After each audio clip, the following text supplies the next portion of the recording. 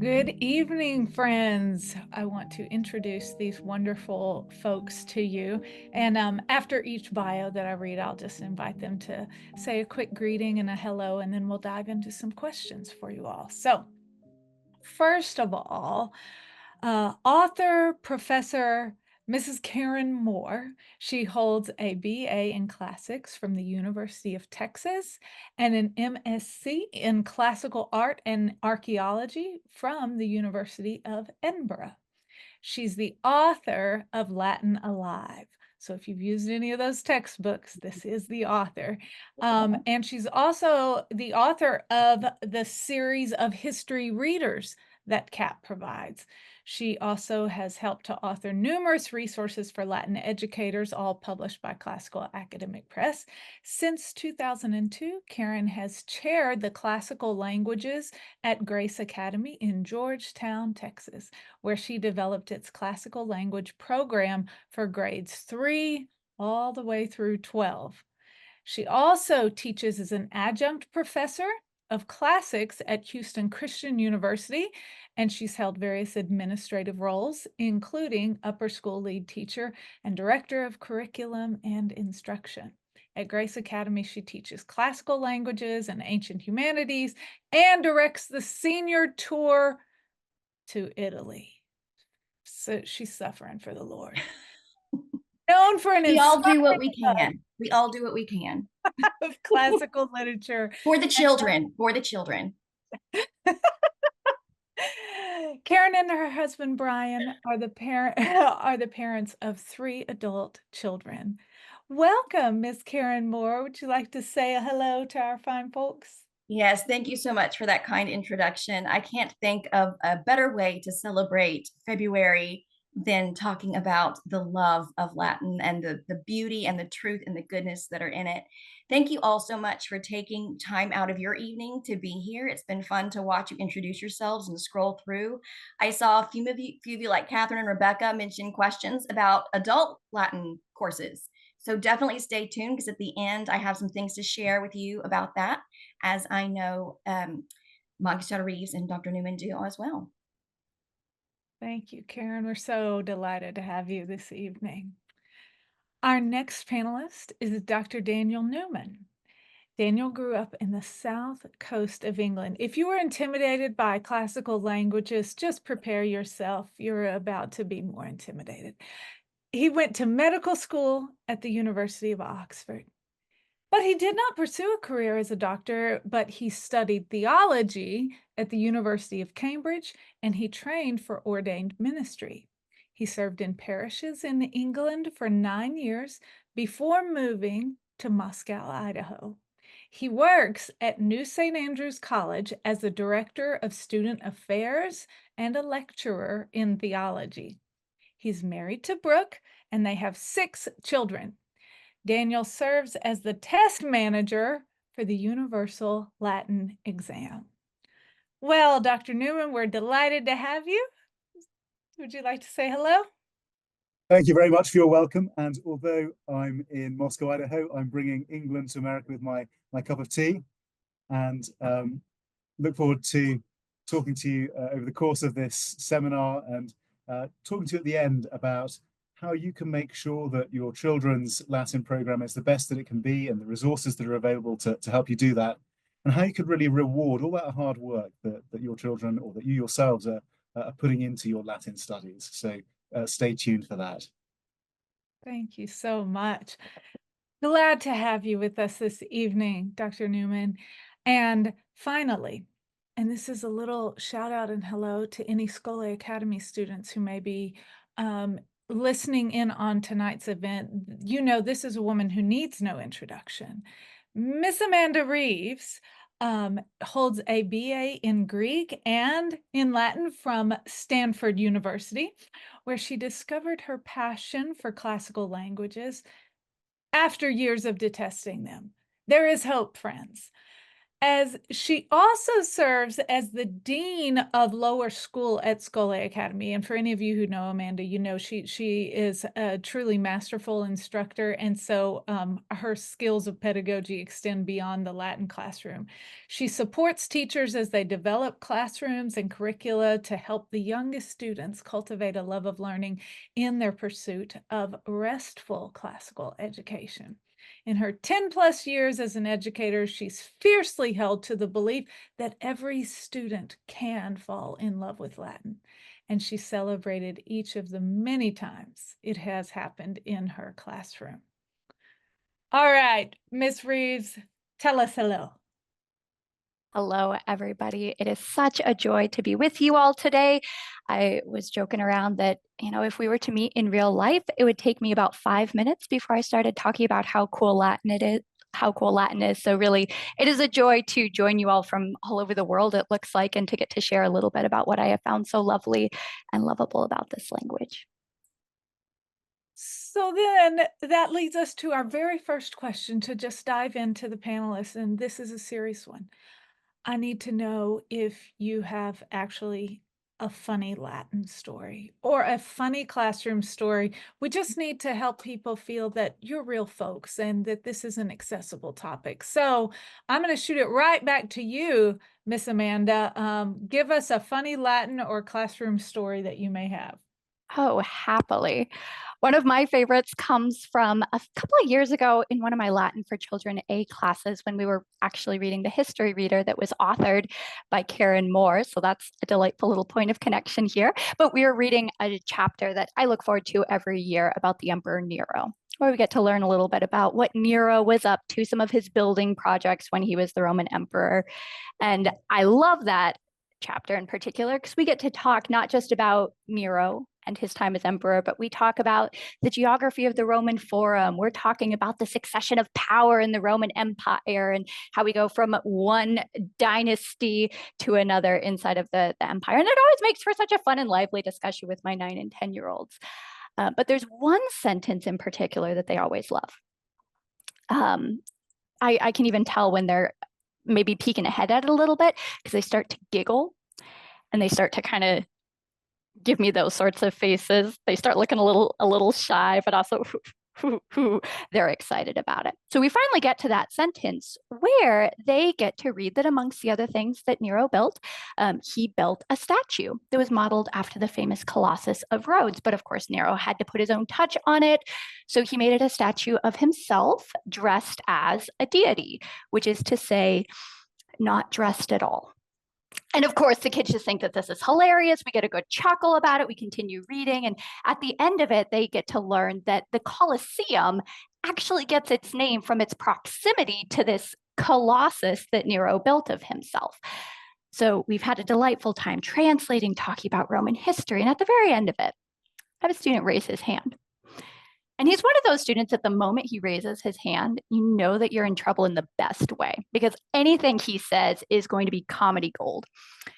And he looks at me and he says, Magistra, do you mean to tell me that another thing we could call the Colosseum is the Nude Dude Memorial?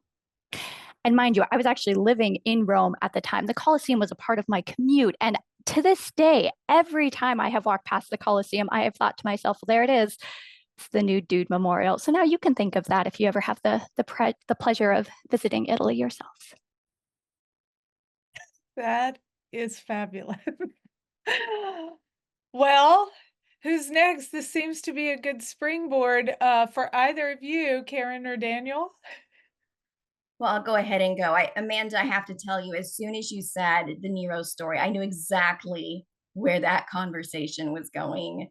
In fact, I used to take the third graders to the Blanton Museum of Art to look at the statues. And I gave them a phrase. I said, now we're going to see statues without clothing on them because man is God's greatest creation and they appreciate the beauty of the human form. But instead of pointing and making exclamations, this is what we're going to say. This is our code. When you see something and you can't resist making a comment, say, my, what interesting art. And so I would take these third graders into the museum And they would look at each other with a little sticker, a little naughty, mischievous sticker, and say, "My, what interesting art." And that's how we would maintain our composure through the museum. So there's one. Another quick one, and this happens quite often times. You have to engage students and keep their attention and their delight and their wonder, their sense of wonder, even on the days when it might be a little bit harder, a little bit distracting. And particularly February, we kind of get the doldrums. But we had this one day where I was trying to do a lesson on the ablative case, and there was a wasp in the room. No, it was a fly. It was a fly, and a great big fly that was buzzing all around. And I could not get their attention because of the fly, this massive fly flying around, and it was bothering everyone. And because it was just massive. And so I finally just said, okay, ablative means musca. Ille est musca, right there. That is a fly. How are we going to kill the fly? And we spent the rest of the class period with the ablative means talking about different ways to kill the fly. And to this day, nakonekare is still their favorite word. I just can't get them past that. So there's always, Latin is always relevant to something in your life. Every moment of every day, even the fly on the wall has a Latin purpose. Well, Dr. Newman, anything to add to these funny Latin stories? Yes, I do a little bit of Latin teaching. I've just started, so I'm by no means as experienced as Magistri, Reeves, and more. But we do quite a lot of composition of short sentences on whiteboards. And for those of you who know, Latin is an inflected language. So the jobs that words do in the sentence depend on the form that they take, and particularly the endings that they have. And you've kind of got to match different parts of speech up. So participles have to have the same endings as the nouns that they describe, for example. And if you get that wrong, that can have amusing effects. So, for example, in English, you might say, lying on the ground, the man's ears were filled with a horrible sound. And we know in English, it's the man who's lying on the ground and he's hearing a horrible sound. Well, one student got their case endings wrong, and so the effect of the sentence was it was the ears of the man that were lying on the ground being filled with a horrible sound, not the man lying on the ground. So just a short anecdote from beginning Latin there. Misplaced modifiers seem to make an appearance in almost any language, don't they? Well, thank you so much for that little peek into the wonderful world that is Latin instruction.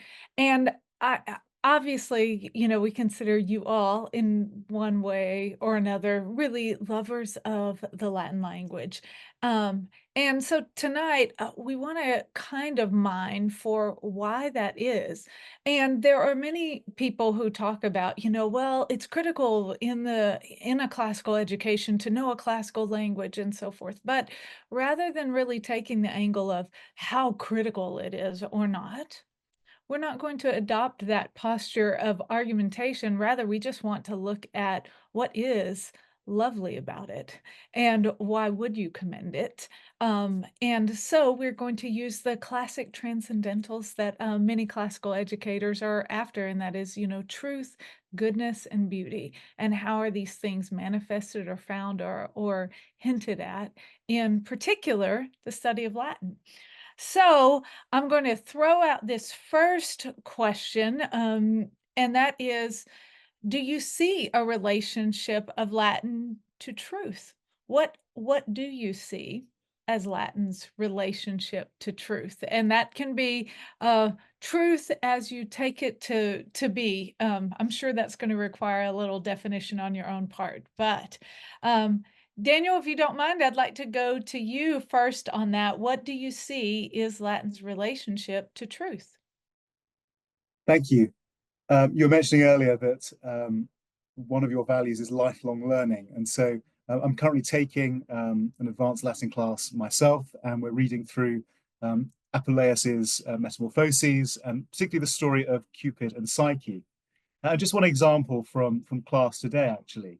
I don't want to spoil the plot too much for those of you who don't know it, but this is an episode in which Venus, who's really not a very lovely character in this story, is setting Psyche a number of tasks.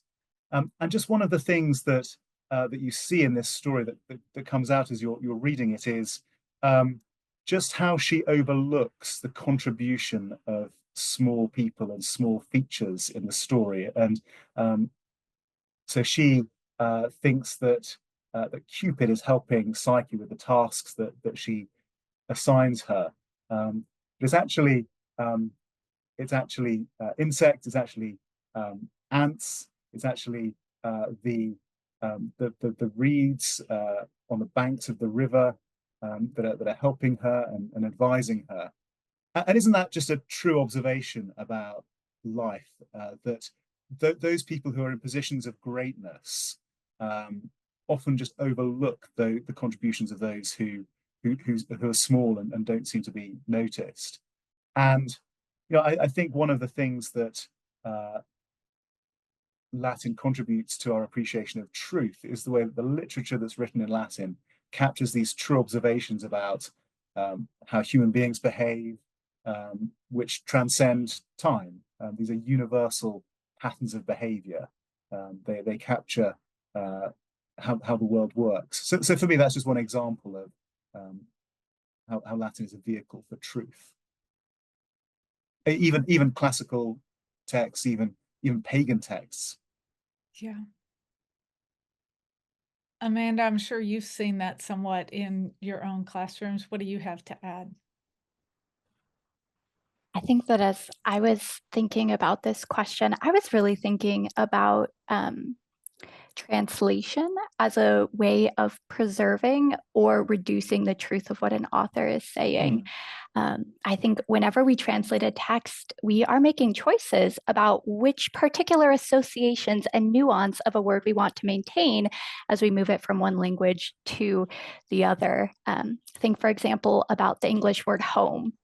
Right? If I were trying to translate that into another language, there would be a lot of concepts that we would have as we think about that word home. We'd think probably about the physical building we live in. We'd think about the people who inhabit that home. We'd be thinking about that sense of emotional warmth and security, a sense of belonging that we have there. And all of those get kind of bundled up in that word for home. But then when you try to move that word into another language, the other language might have a different set of associations with that particular word. And you have to make a decision as you're translating from one language into the other about which of those nuances you want to preserve and which ones you want to let go of, which I got to read a really fascinating paper when I was in college about how this looked. I think it was actually in relation to Thucydides' Peloponnesian War. So forgive me, it's Greek, but the concept still applies, where it was really thinking about how did people translate Thucydides' famous exposition on what democracy was? How did they translate that passage during the French and the American Revolutions? And what the author was arguing was that actually the translation choices that the authors were making said as much about their opinion of democracy as it did about Thucydides's. So what that means is that when we're reading things in translation, we have a little bit of a muddled impression of what it is that the author was saying that's mixed together with some of the thoughts of whoever it was that was translating the text. But by studying the language for ourselves, we get to go back and we get to hear Cicero's thoughts from his own mouth. We get to read Virgil's art and his poetry in his own words. And that allows us to kind of sidestep the bias of a translator a little bit and sit just with these great thinkers, with these great writers, these great artists, and hear what they have to say. Which for somebody who, enjoys reading Cicero and Virgil and those things recreationally, I know that might not be everybody here, but that is enough for me. But the other cool thing about it is then once we have interacted with those texts kind of on their own turf, in their own territory, we can then return to read the translators. And then not only do we get to see more about the original text, we also get to learn a little bit more about the translator and the context that they were writing in and the particular scope and vision that they might have brought into the text. So as we're translating, right, and as we're reading things in the original, we get a fuller impression of what it is that that author intended to say. We get to see what truth it is that they wanted their author, or their reader rather, to take away.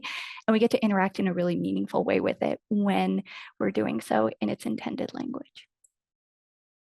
I love that. Karen, do you have any thoughts on Latin's relationship to truth?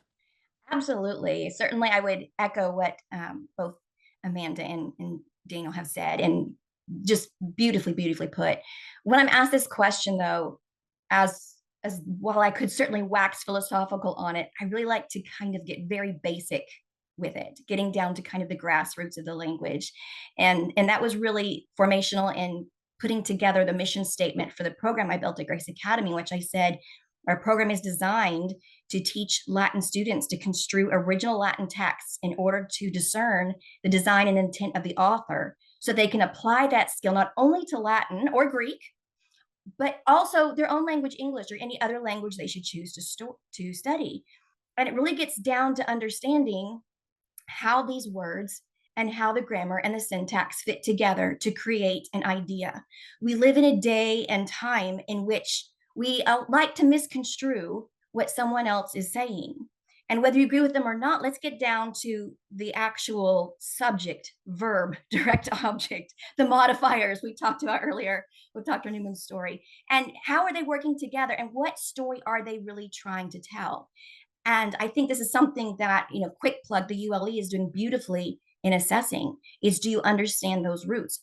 And I think that is what lends towards the translation that Maggie Reeves is talking about, that lends through these deeper truths we can explore with Dr. Newman.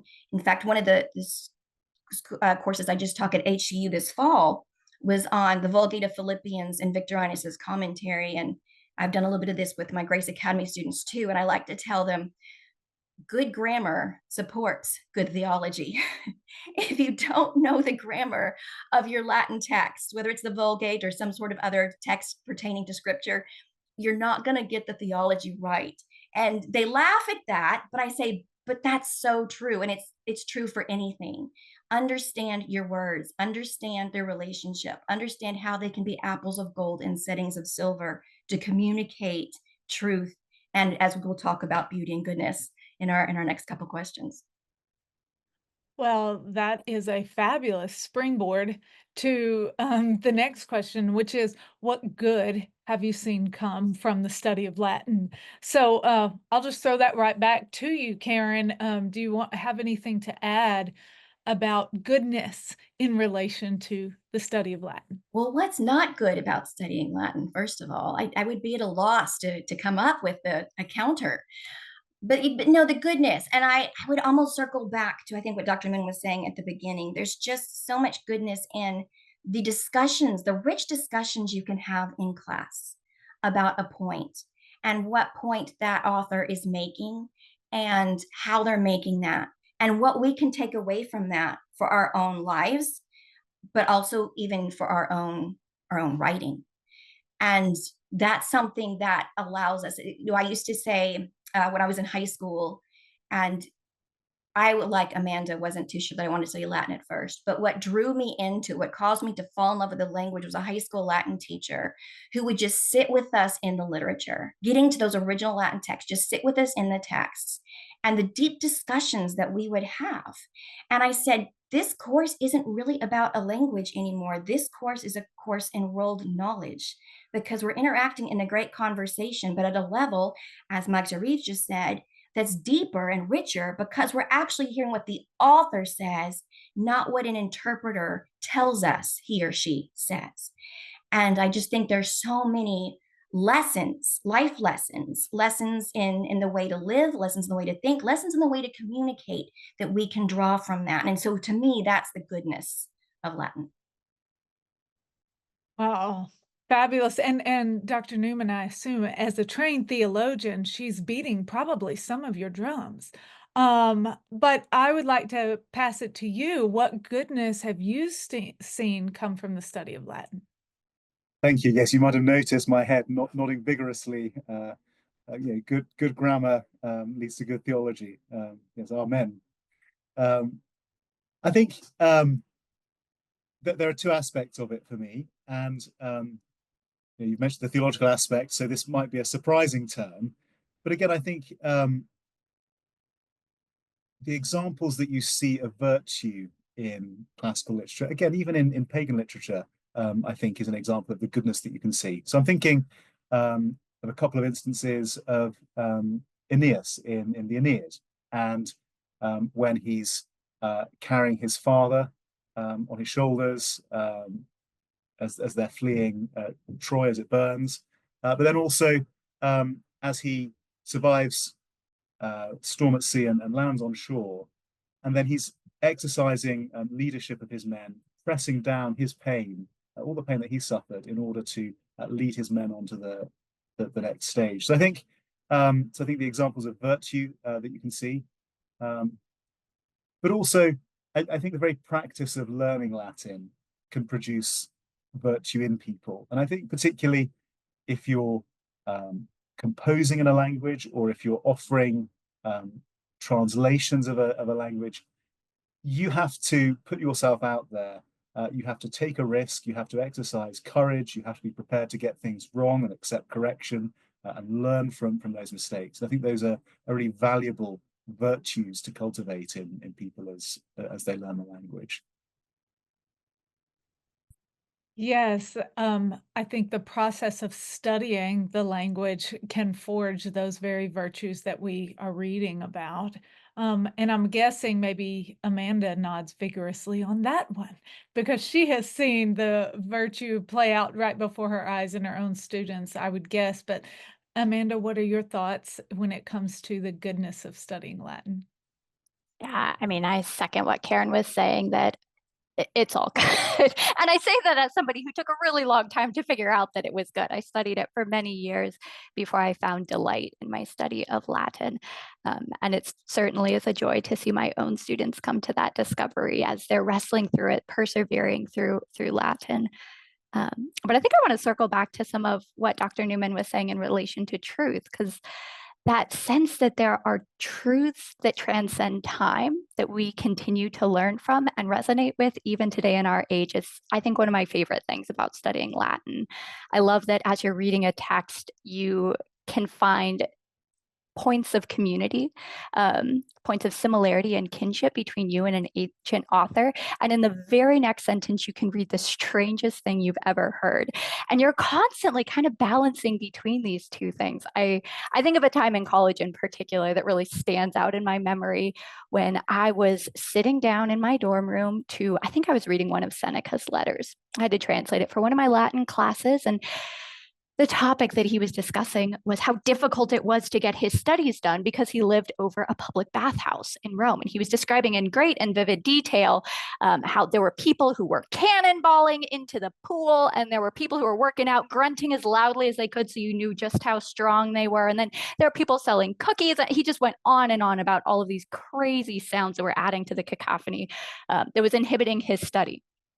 And I was reading this and I just had to put my pencil down and burst out laughing because the particular evening that I was reading this text, my hallmates had decided to turn our floor into a soccer pitch. And as I was just trying to focus on my Latin and finish my homework so I could go to bed, I was disrupted by the cheers and the shouts of my peers and the soccer ball that must have hit every single door as I was going through the hallway. And I just had to laugh and realize that if Seneca could travel 2,000 years to my college dorm room, he would know exactly what I was feeling. And if I could travel 2,000 years back to that Roman bathhouse, I would look at him with a knowing smirk and know exactly how he was feeling. That's a beautiful experience of making a friend over a 2,000-year period of time. But just as frequently as you have those moments where you realize that, wow, humanity has not changed that much over the last couple of thousand years, you then have a moment where the Romans are glamorizing gladiatorial combat, or they're describing some bizarre ritual that they would do in worship of their deities. And you have to ask yourself, what do I do with this? How do I hold these two things in tension?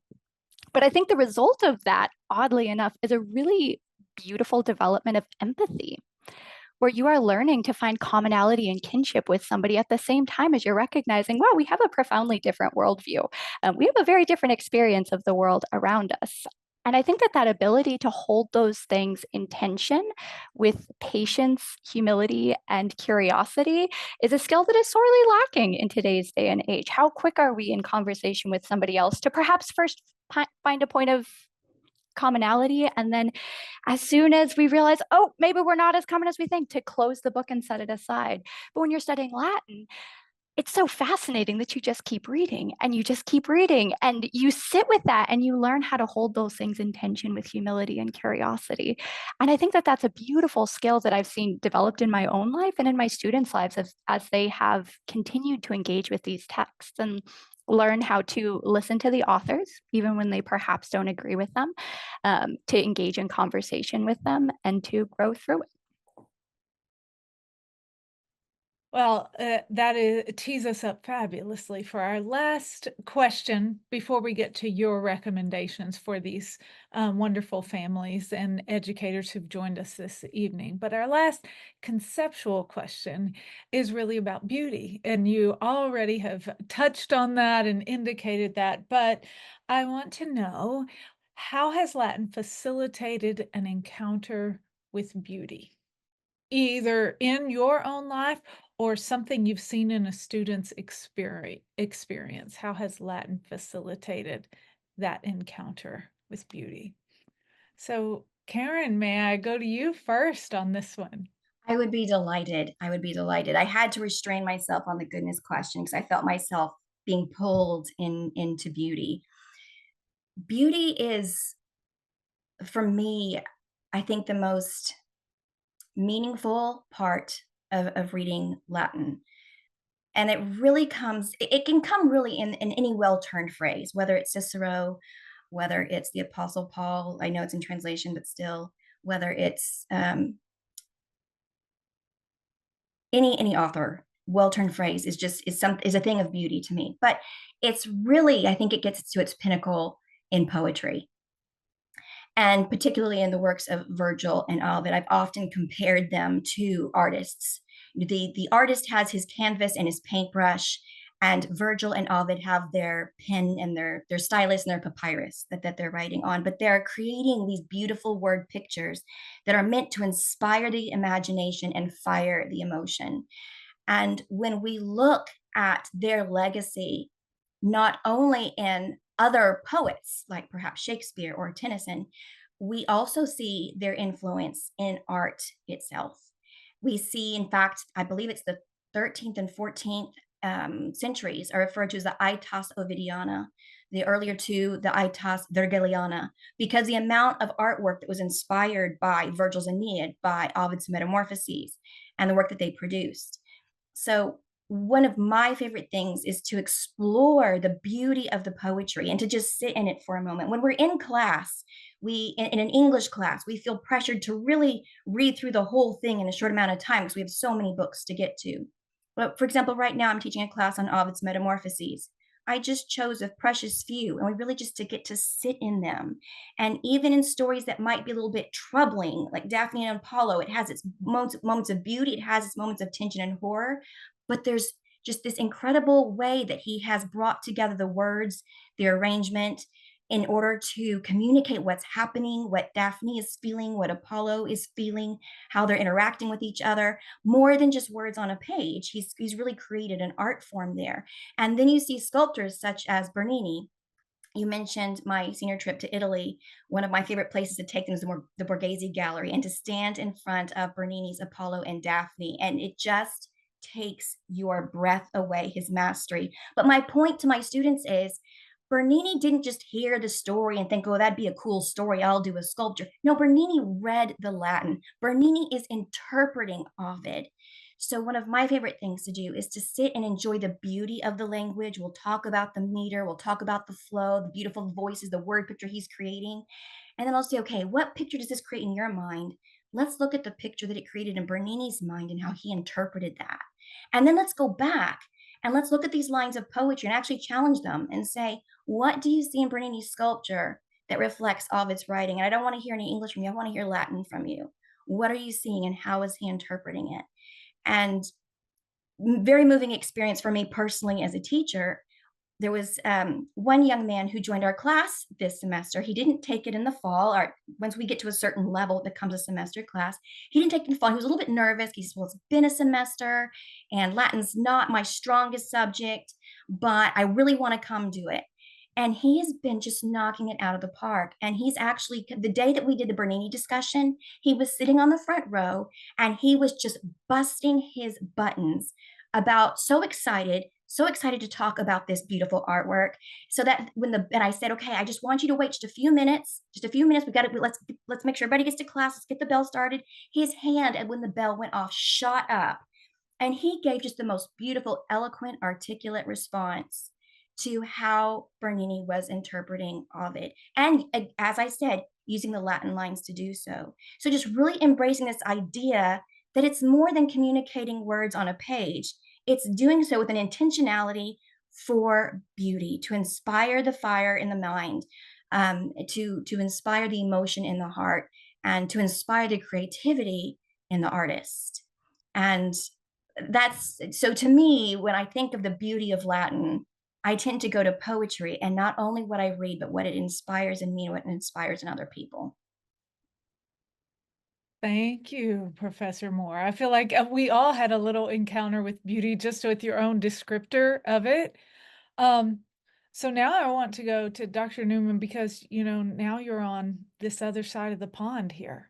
You were in a place of like a pretty long history and pretty beautiful things. But how have you found that the study of Latin still facilitates, encounters with beauty kind of wherever you are on the globe? Yes, no longer can I find beauty in walks through the English countryside or visits to stately homes that are more than a couple of 100 years old. We I've got to find apologize. beauty elsewhere. And one of the places that I find beauty is in Latin.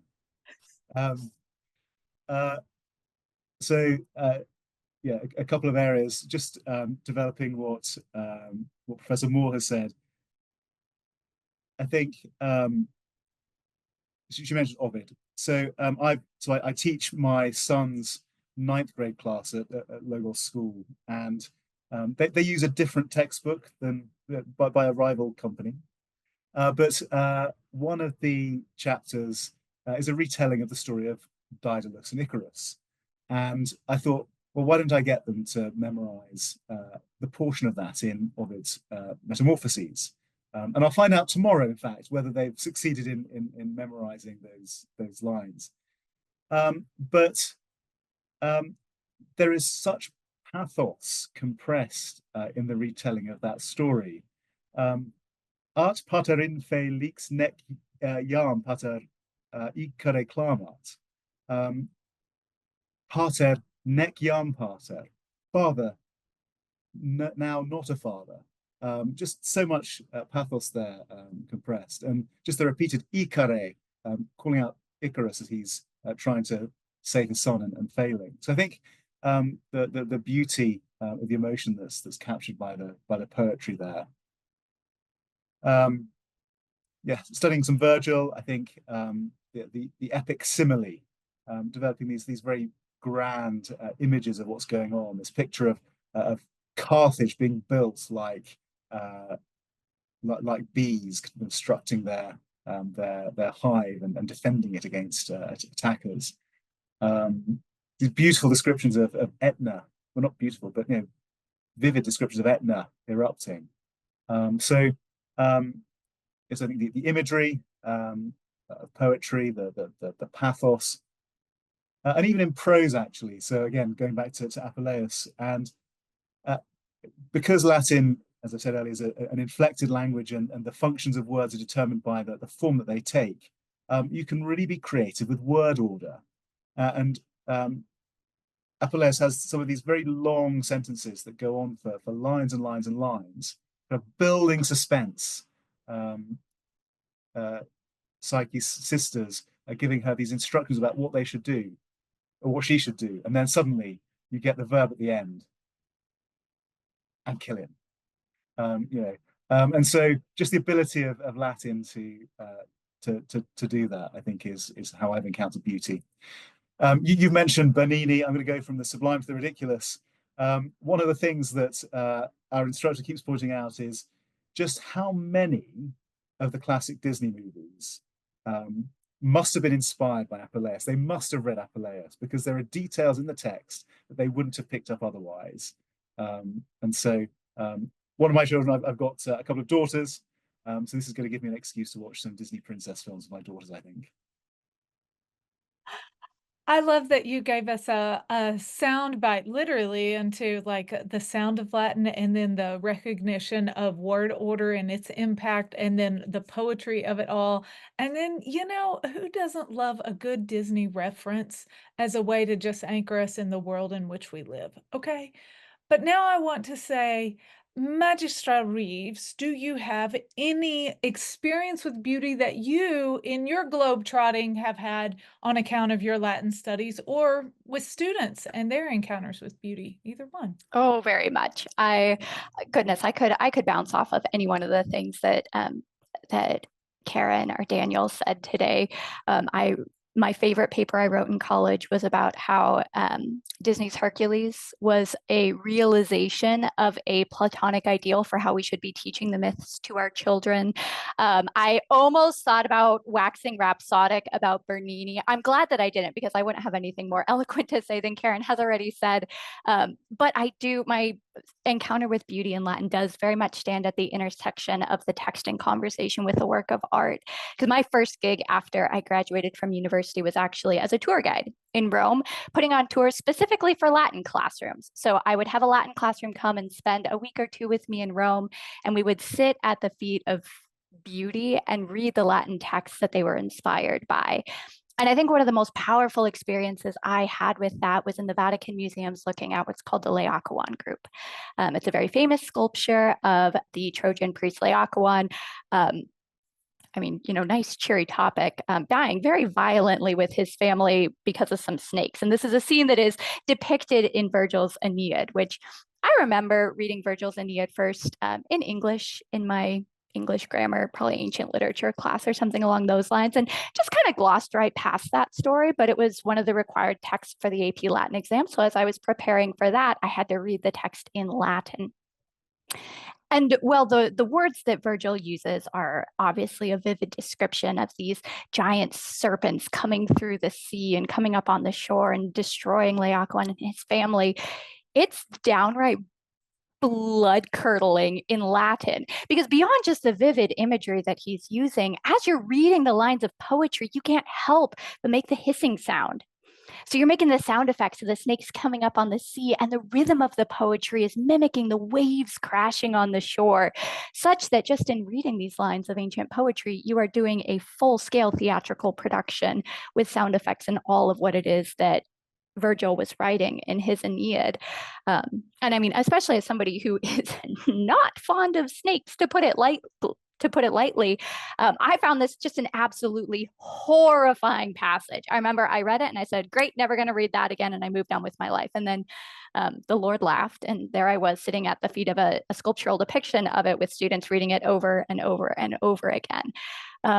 But looking at that sculpture, you just see how the artist was doing with stone exactly what Virgil was doing with words.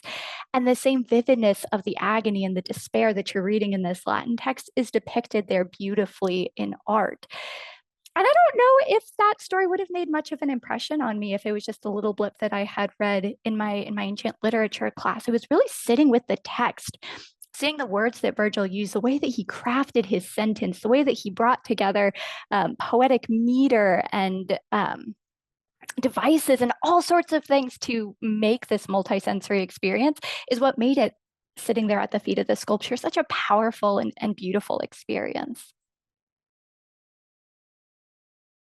Wow. Well, this allows me to segue into our final question, which is just pour into us your recommendations for families and for either students or for adults, either laypersons or educators. We have plenty of folks who are interested in what recommendations do you have if we're interested. And I'm going to provide the very first plug because of what you just shared, Amanda. For those of you who have not yet dipped your toe into Latin, but the classical world fascinates you, the history, the art, and so on, I'm going to show you my nightstand bedside reading, and I kid you not, you all. See that? Look, that bookmark is legit and for real.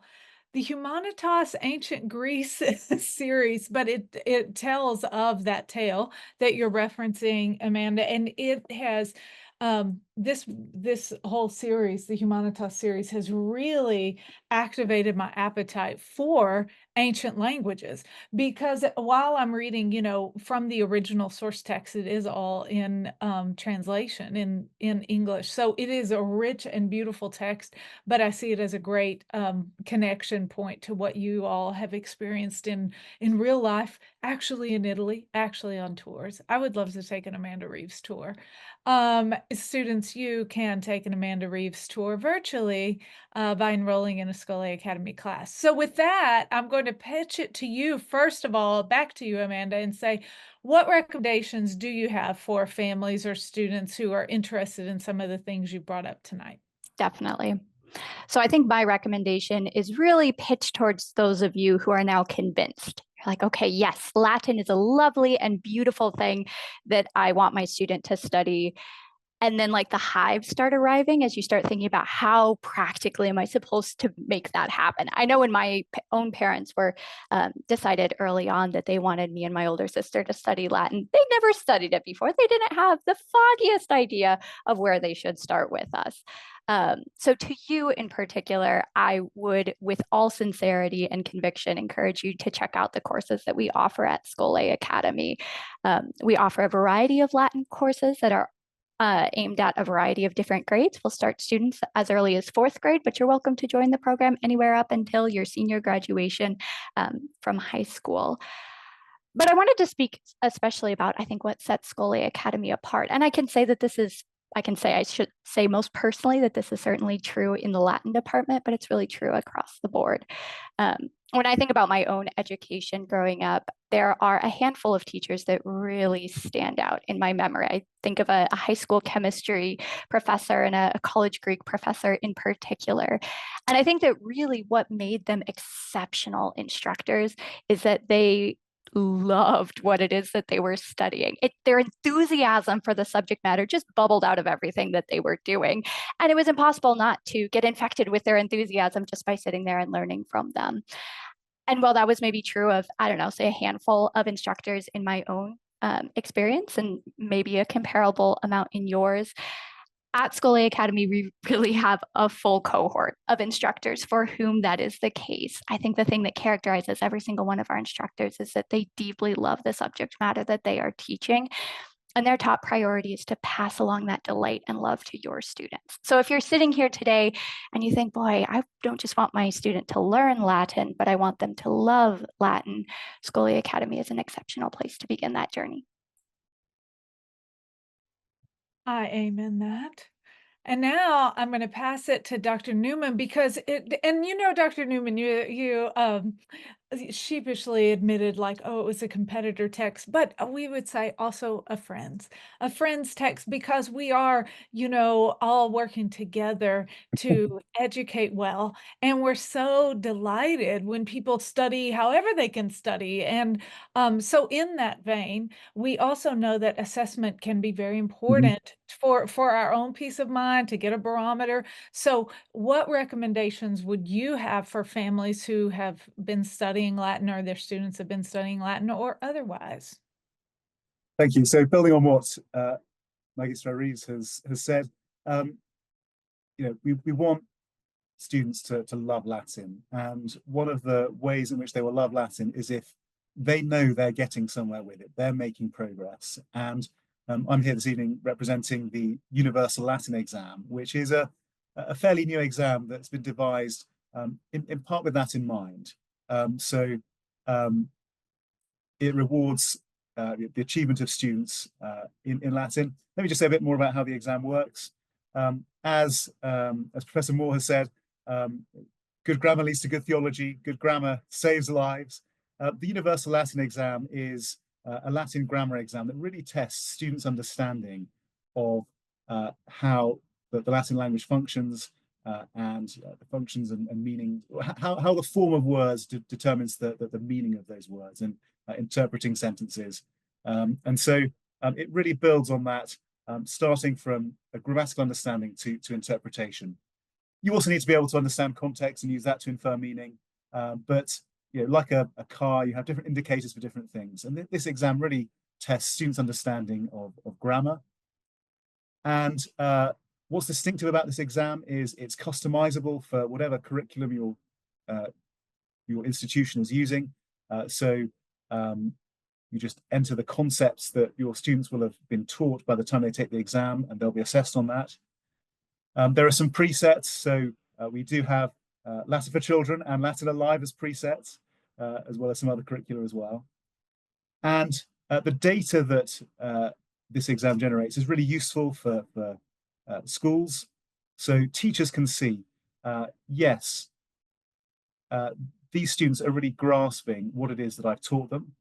It can also help them see where they are compared to other schools that are taking this exam nationally. So students are ranked based on how much Latin they know compared to others in their grade.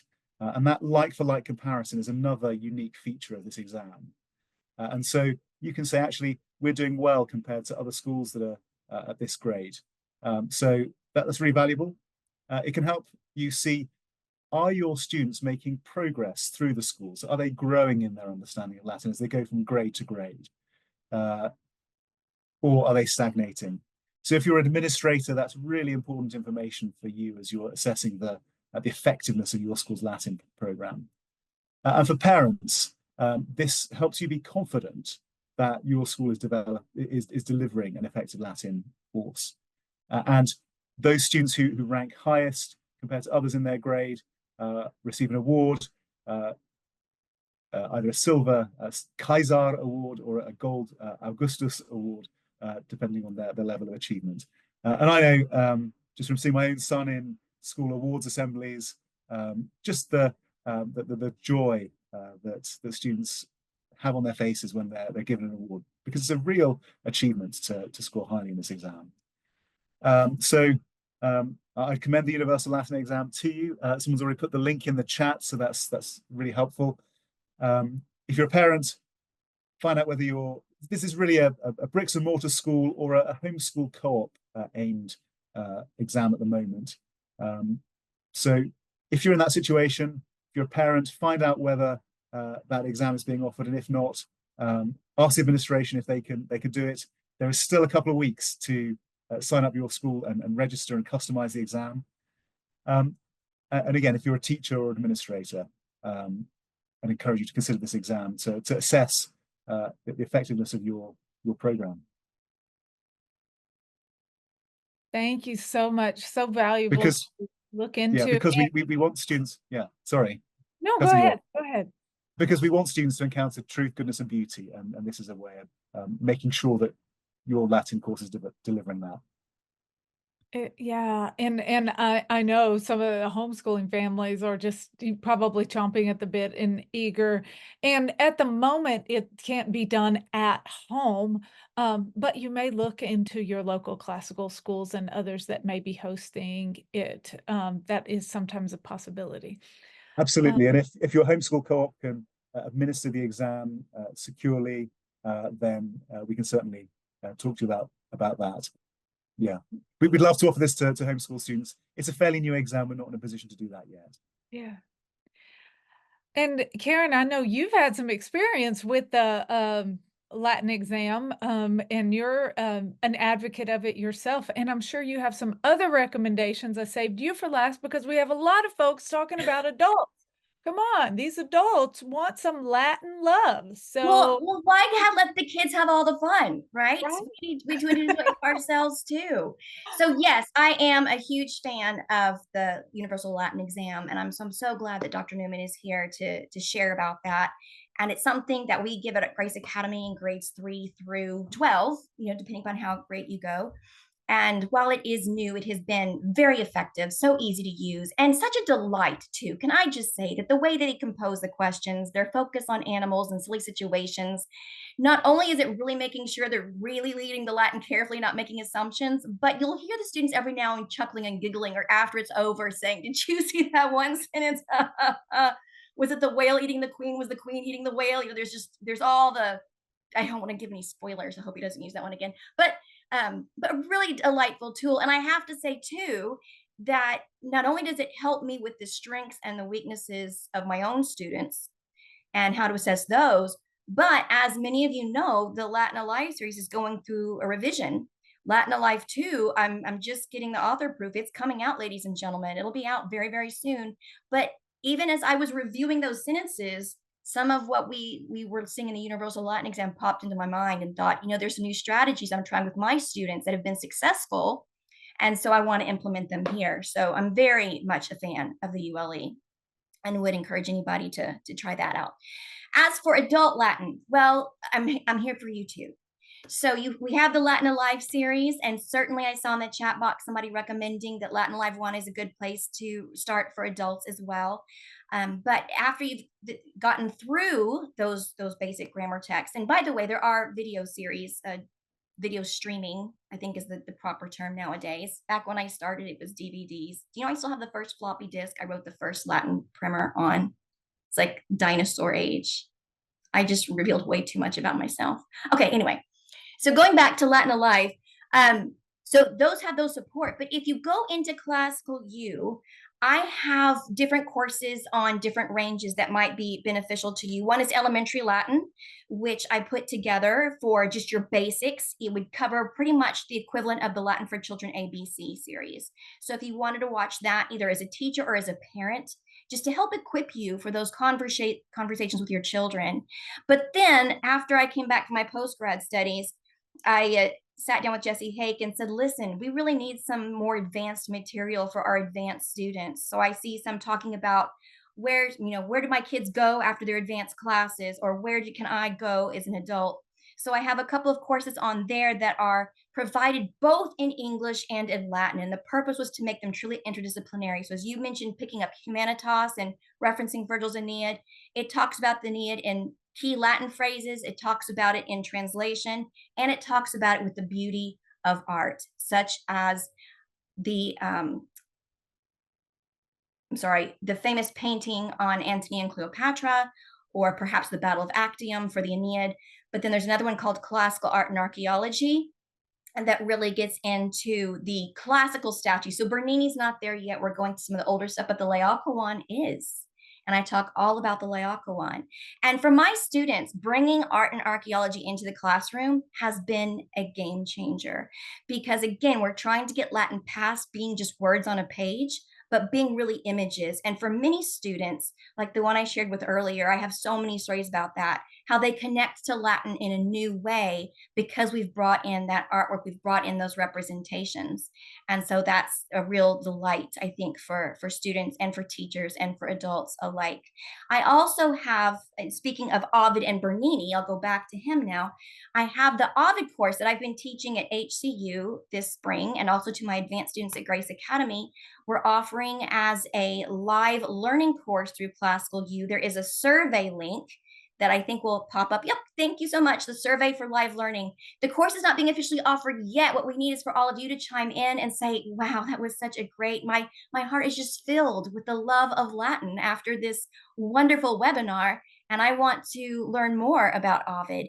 In fact, Dr. Newman, the story of Icarus and Daedalus is in there, and so is the painting by Bruegel the Elder, which I would commend to you. It's fantastic.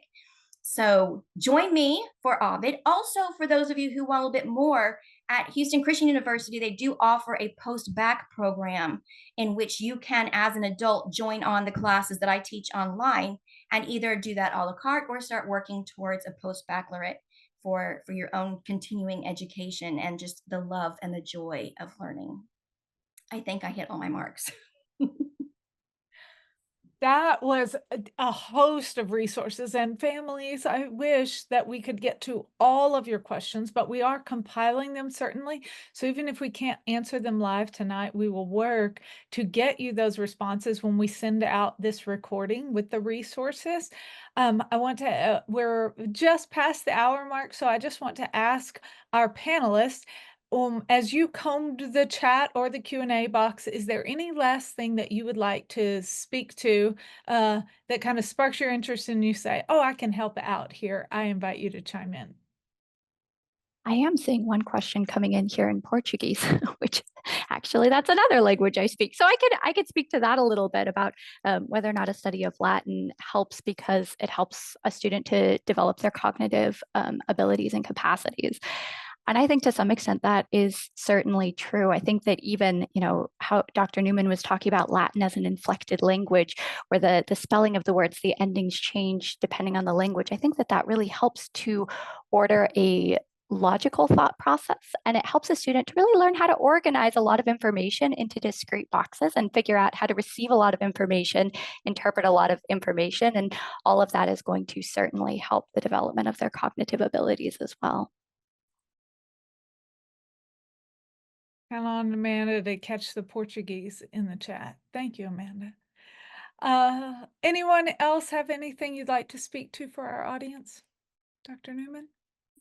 This is a slightly naughty question to answer because someone asked, a couple of people have asked, has anyone taken Ancient Language Institute courses? And one of my little jobs on the side, I do teach a little bit for the Ancient Language Institute. And so we use the Lingua Latina curriculum, and students watch short grammar videos and use a web-based app to learn vocabulary and drill grammar. And then we conduct classes discussing the story in Latin, and then encouraging short composition exercises. So that's kind of the format of that. And yes, the website, you can look at it in the search engine. There are a number of us who offer classes and tutorials, so that's another option for those who wish to learn Latin without taking anything from Professor Moore there and what she has to offer. But yes, it is much more of a kind of an active communicative approach. Well, but I think that's just the thing. We're all different kinds of learners, and we all thrive in different environments. So I think it's wonderful that we can, each one of us, provide something a little different, come at it from a different angle to help everyone out. Any final thoughts? I guess, Karen, did you have anything else you wanted to speak to in the chat or the Q&A? I think you maybe are the only one that didn't chime in, and I want to be sure I didn't cut you off soon. Well, I've been scrolling through it again to make sure I didn't miss something, but the notes that I had taken as chats were coming through were mainly on the interest in advanced classes and adult level classes. So I spoke to most of those. I think, though, please, feel free to type in the chat if you have a follow-up. I did think of one more add-on, though, the classical art and archaeology course, since we've all talked about the beautiful art abroad. One impetus for that as well was these senior trips to Italy. So the classical art and archaeology course is also designed not only for those of you who are reading about these stories in your humanities class, reading those stories in the original text in your Latin class, but it's also intentionally designed for those of you who are going to go abroad with your students to help equip you about what you may see and how you can guide students through those conversations, both in situ and also in the classroom before you go. So for those of you who are interested in a little bit of traveling or looking at what's going to be abroad, then that might also be of interest. Well, I have had a lovely, delightful evening. I feel like this was a great way to celebrate post-Valentine's Day. I feel more in love with the subjects and learning and the possibility that the banquet that Latin lays before us. And I want to say thank you to each one of our panelists. You did a phenomenal job. You're delightful to listen to, wonderful contributions, and I really appreciate your taking the time to really invest in so many people who have a hunger to know more and to develop more. And thank you to everyone who joined us this evening, whether, live now or later by recording. We just love that you spent some time with us, and we encourage you to follow up on any of these innumerable resources that were provided this evening. Thank you again for being with us, and we wish you many blessings and a wonderful journey in your foray into Latin. God bless you all. Good night.